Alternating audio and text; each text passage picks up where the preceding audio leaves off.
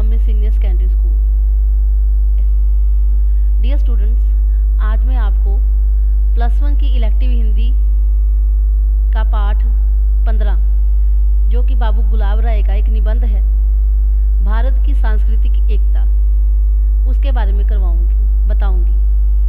लेकिन उसे करवाने से पहले मैं बाबू गुलाब राय के बारे में बच्चों आपको थोड़ा सा बताऊंगी। बाबू गुलाब राय का जन्म सन 1888 ईस्वी में इटावा उत्तर प्रदेश में हुआ था।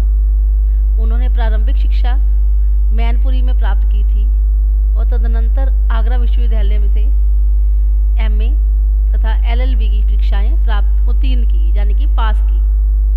बाबू जी ने आजीविका यानी कि अपनी रोजी रोटी कमाने के लिए प्राप्ति के लिए छत्रपुर राज्य की सेवा की।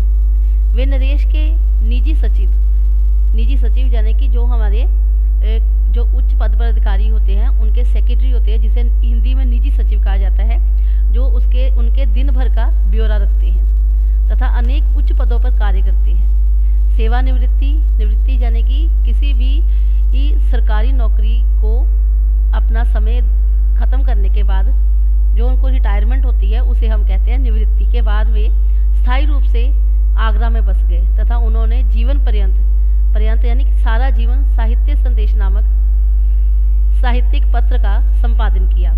उनकी साहित्यिक पत्र सेवाओं के लिए आगरा विश्वविद्यालय ने उन्हें डी.लिट की उपाधि से सम्मानित किया। नवरस सिद्धांत और अध्ययन, काव्य के रूप, हिंदी साहित्य का सुबोध इतिहास, अध्ययन और स्वाद उनके समीक्षा शास्त्र और साहित्य के इतिहास संबंधी रचनाएं हैं। उनके प्रसिद्ध निबंध ग्रह हैं मेरे निबंध संग्रह, प्रबंध प्रभाकर, निबंधमाला, साहित्य और समीक्षा, अध्ययन और आस्वाद। उन्होंने साहित्यिक, सांस्कृतिक, मनोवैज्ञानिक, संस्मरणात्मक और ललित सभी प्रकार के निबंधों की रचना की है।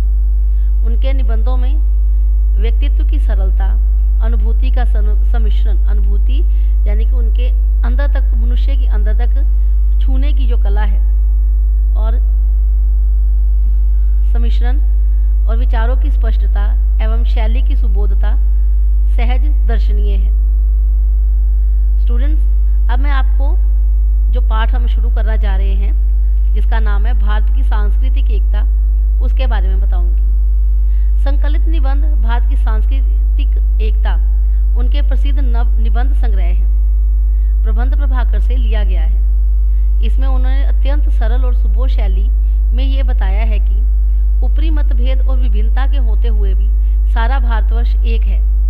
राष्ट्रीय एकता को खंडित यानी कि हमारी राष्ट्रीय एकता को करने के उद्देश्य से हमारे विरोधी भारत को एक देश ना कहकर उपमहाद्वीप कहते रहते हैं, क्योंकि भारत को एक उपमहाद्वीप कहा जाता है। जाति, धर्म, भाषा आदि के भेद होते हुए भी संस्कृति की संपन्नता भेदों में है, किंतु भेद इतने ना हो कि उनमें सामंजस्य ना रहे, सामंजस्य यानी कि उनमें समानता ना रहे। राष्ट्रीय एकता के लिए धार्मिक और सांस्कृतिक एकता राजनीतिक एकता के समान ही आवश्यक है।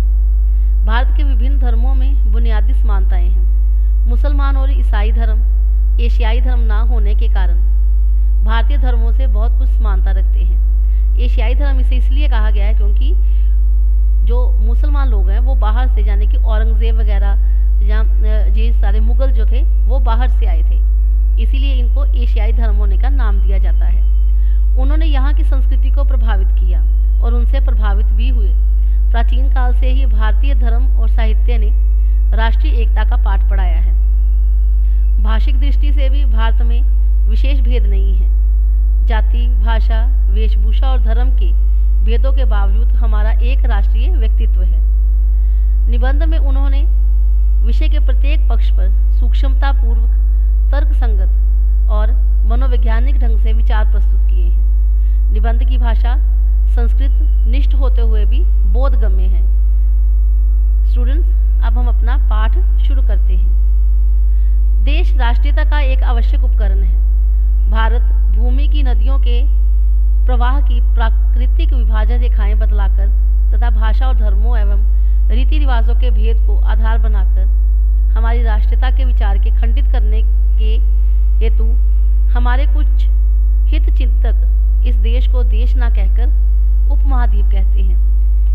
हमारी राष्ट्रीयता को चुनौती देने के लिए निमित्त उत्तर दक्षिण, अवर्ण स्वर्ण, हिंदू मुसलमान, सिख, ईसाई, जैन के भेद खड़े करके हमारी संगठित इकाई को क्षति पहुंचाई गई है। क्षति भाव नुकसान पहुंचाया गया है, क्योंकि भारत में अलग अलग जाति धर्म के लोग रहते हैं। इसलिए भारत में जो भाषाएं भी अलग अलग हैं, लेकिन भारत की एक ही राष्ट्रभाषा है जिसे हम हिंदी कहते हैं। भाषा का भी बवंडर उठाया गया ताकि आपसी झगड़ों और भेदभाव में हमारी भक्ति का हास यानी कि नुकसान हो और विदेशी शासकों का अजय राज्य अटल बना रहे। पहले तो प्रायः सभी देशों में जाति, भाषा और धर्मगत भेद हैं। संयुक्त राज्य अमेरिका में ही कई जातियां हैं, वहाँ भाषाएं भी कई बोली जाती हैं, किंतु एक केंद्रीय भाषा सबको मिलाए हुए है। स्विट्जरलैंड में जर्मन, फ्रांसीसी तथा इतालवी 3 भाषाएं बोली जाती हैं, फिर भी वह एक सुसंगठित राष्ट्र है। इंग्लैंड, ऑस्ट्रेलिया एक भाषा भाषी होते हुए भी भिन्न भिन्न राष्ट्र हैं। जिस देश में भेद नहीं, उसकी इकाई शून्य या गणित शास्त्र की इकाई की भांति दरिद्र इकाई है। संपन्नता भेदों में ही है, किंतु भेद इतने ना होने चाहिए कि उसमें सामंजस्य यानी कि समानता ना रहे। वैसे तो केचुआ भी एक इकाई है, उसमें आंख, कान, नाक और हाथ पैर का भेद नहीं, केवल एक ही स्पर्शेंद्रिय सारी ज्ञानेंद्रियों का प्रतिनिधित्व करती है। स्पर्शेंद्रिय और ज्ञानेंद्रिय इसलिए कहा गया है क्योंकि सभी मनुष्य अलग अलग हैं, लेकिन उनमें आंख, कान, नाक, हाथ पैर सभी भगवान ने बराबर दिए हैं, लेकिन फिर भी उनमें भेद पाया जाता है। किंतु क्या उसका जीवन संपन्न कहा जाएगा? मनुष्य अपने अवयवों यानी कि अपने अंगों के बाहुल्य और उनके समायोजन और संगठन के कारण जीवधारियों में सबसे अधिक विकसित और श्रेष्ठ गिना जाता है। भेदों के अस्तित्व से इनकार करना मूर्खता होगी, उनकी उपेक्षा करना अपने को धोखा देना होगा। हमारे समाज में भेद और अभेद दोनों ही हैं। हमारे पूर्व शासकों ने अपने स्वार्थवश अपने मतलब के लिए हमारे भेदों को अधिक विस्तार दिया और जिससे हमारे देश में फूट की बेल पनपे। स्टूडेंट्स, ये जो भेद और अभेद का जो बेल है वो आज़ादी से पहले की है। जब अंग्रेज़ भारत में आए तो उन्होंने यहाँ पर हिंदू मुसलमानों का भेद किया, अंग्रेज़ी हिंदी का भेद किया, हिंदी संस्कृत का भेद किया। तो ये जो बेल है ये बहुत समय से चली आ रही है। इस भेद नीति से उनका उल्लू सीधा हो, हमारे अभेदों की उपेक्षा की गई, उनको नगण्य समझा गया। नगण्य यानी कि उनको हीन, छोटा समझा गया। इसमें हीनता की मनोवृत्ति अधिक की गई है। देश की नदियाँ, जिनको विभाजन रेखाएं कहा जाता है, हमारी भूमि को उर्वरा यानी कि उपजाऊ और शस्य श्यामला बनाती हैं। शस्य श्यामला यानी कि उनको उपजाऊ और उनको समृद्ध बनाती हैं। हमारी भौगोलिक इकाई हिमालय पर्वत और सागर से है, उसे छिन्न भिन्न किया गया। इसमें कुछ राजनीतिक स्वार्थ भी सहायक हुए। प्राचीन काल में राष्ट्रीयता की धारा अबाधित नहीं हो रही है। आंतरिक द्वेष कभी कभी प्रबल हो उठे हैं। आंतरिक द्वेष यानी कि आपसी जो उनके कलेश हैं, किंतु भारतवासी एक छत्र सार्वभौम राज्य के से अपरिचित ना थे। राजसूय, अश्वमेघ आदि यज्ञ ऐसे ही राज्य की स्थापना के ध्येय को किए जाते थे। इनके द्वारा टूटी हुई राष्ट्रीय एकता जुड़कर अविरल धारा का रूप धारण कर लेती थी। राजनीति की अपेक्षा धर्म और संस्कृति मनुष्य के हृदय के अधिक निकट है। यद्यपि राजनीति का धर्म संबंध भौतिक सुख सुविधाओं से है, फिर भी जनसाधारण में जितना धर्म से प्रभावित होता है उतना राजनीति से नहीं। इसीलिए स्टूडेंट्स, हमारे देश में जो है, हमारा जो देश है सभी धर्मों को मानता है, लेकिन उसका अपना कोई धर्म नहीं है, क्योंकि वह सभी धर्मों का ही सम्मान करता है। इसीलिए भारत को एक धर्मनिरपेक्ष राज्य भी यानी कि देश भी कहा जाता है। भारतीय धर्मों में भेद होते हुए भी उनमें एक सांस्कृतिक एकता है जो उनके अविरोध की परिचायक है। वही त्याग और तप एवं मध्यम मार्ग की संयममयी भावना हिंदू, बौद्ध, जैन, सिख संप्रदायों में समरूप से वर्तमान है।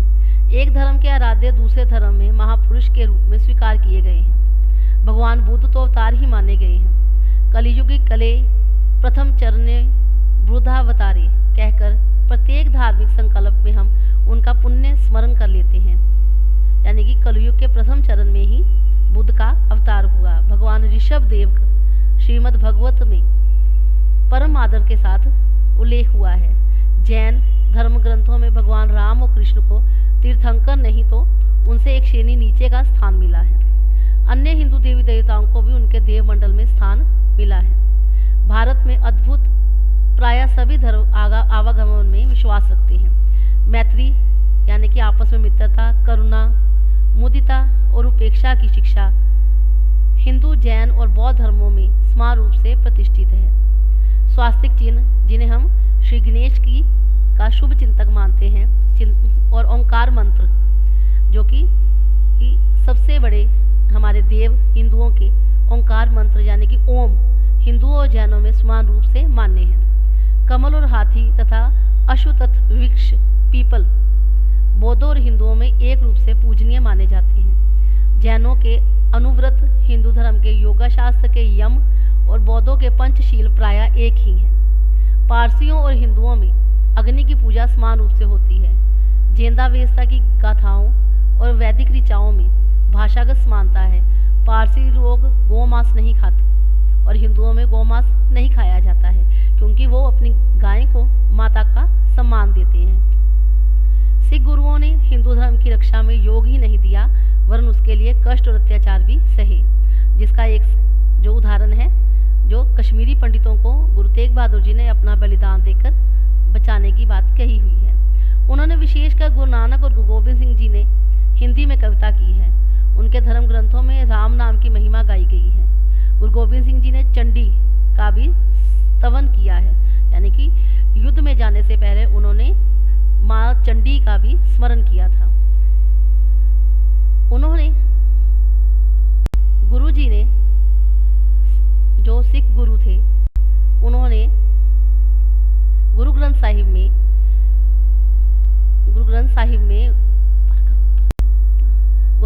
में लिखा था कि देह शिवावर मोहे एहे शुभ कर्मन से कबहू न डरू। यानी कि हे देवी मुझे ऐसा वर दो जिससे मैं कभी भी युद्ध में किसी से डरूं नहीं। डियर स्टूडेंट्स, आज हम अपना पाठ यहीं पर ख़त्म करते हैं। इस पाठ में मैंने आपको जो करवाया है, जितनी आपको कहानी बताई है या निबंध बताया है, उसके साथ ही मैंने आपको कुछ प्रश्न दिए हैं, वो आपने अपनी कॉपीज़ पे अच्छी तरह से सुनने हैं और लिखने हैं। सबसे पहले शब्द अर्थ है। सबसे पहले है उर्वरा, दूसरा शस्य श्यामला, तीसरा है अवयवो, चौथा अबाधित और पांचवा तीर्थंकर। इसके बाद है प्रश्न। पहला प्रश्न है बाबू गुलाब राय का जन्म कहाँ और कब हुआ था। नंबर 2 है बाबू गुलाब राय जी ने अपनी शिक्षा कहाँ प्राप्त की थी। नंबर 3 बाबू गुलाब राय के निबंध संग्रह लिखे। नंबर 4 है भारत की सांस्कृतिक एकता निबंध किस पर आधारित है। नंबर 5 भारत को उपमहाद्वीप क्यों कहा जाता है। और नंबर 6 है कौन से महापुरुष सभी धर्मों में स्वीकार किए गए हैं।